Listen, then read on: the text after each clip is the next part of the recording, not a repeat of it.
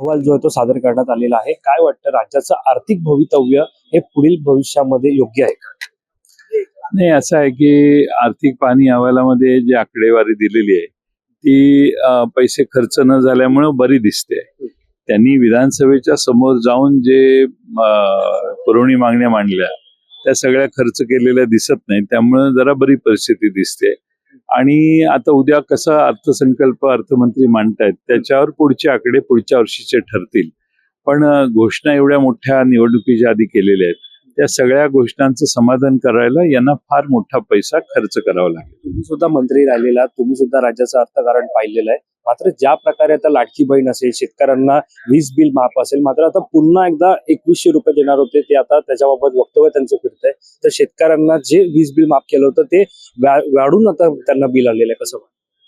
नाही, शेतकऱ्यांना 0 वीज बिलं देण्यात आली, पण मागची थकबाकी आता वसूल करायचं काम सरकारने सुरू केलेलं आहे. आणि वीज बोर्डाला पैशाची गरज असेल एखाद्या वेळे, त्यामुळे त्यांचा मागच्या बिलांचा आग्रह असेल असं दिसतंय. पण लोकांना आश्वासन त्यांनी 0 वीज दराचं दिलेलं होतं. उद्या महिला दिन आहे. महिलांसाठी सक्षमीकरण होण्यासाठी सरकार वारंवार प्रयत्न करतं असं वाटतंय. तुम्ही विरोधी पक्षात आहात, महत्वाचे प्रदेशाध्यक्ष सुद्धा, राष्ट्रवादीचे राज्याचे महत्वपूर्ण नेते सुद्धा. काय वाटतं, खरंच राज्यामध्ये महिला सक्षमीकरण होत आहेत, महिला सुरक्षित आहेत? महिला सुरक्षित नाही, तीच भावना महाराष्ट्रात आता सर्वदूर पसरायला लागली आहे. कायदा व सुव्यवस्था अस्तित्वात नाही, महिलांच्यावर अत्याचार वाढतायत.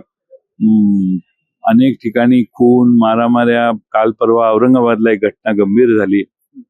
हे सगळं बघितलं तर महिलांचे विरोधी जे गुन्हे आहेत ते वाढ झालेले आहेत. अनेक महिला बेपत्ता झालेल्या आहेत, अनेक मुली बेपत्ता झालेल्या आहेत ज्या सापडलेल्या नाहीत. फार मोठ्या प्रमाणात महिलांच्या विरोधी अत्याचारात प्रमाणात वाढ झाली आहे, त्यांच्या गुन्ह्यात वाढ झालेली आहे.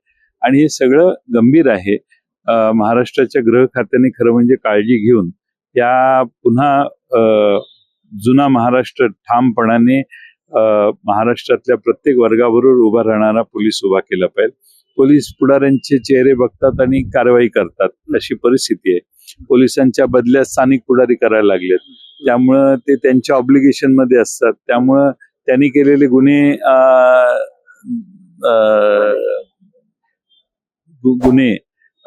दुर्लक्षित करण्याचं प्रमाण फार मोठ्या प्रमाणात वाढले. ही खरी समस्या आहे.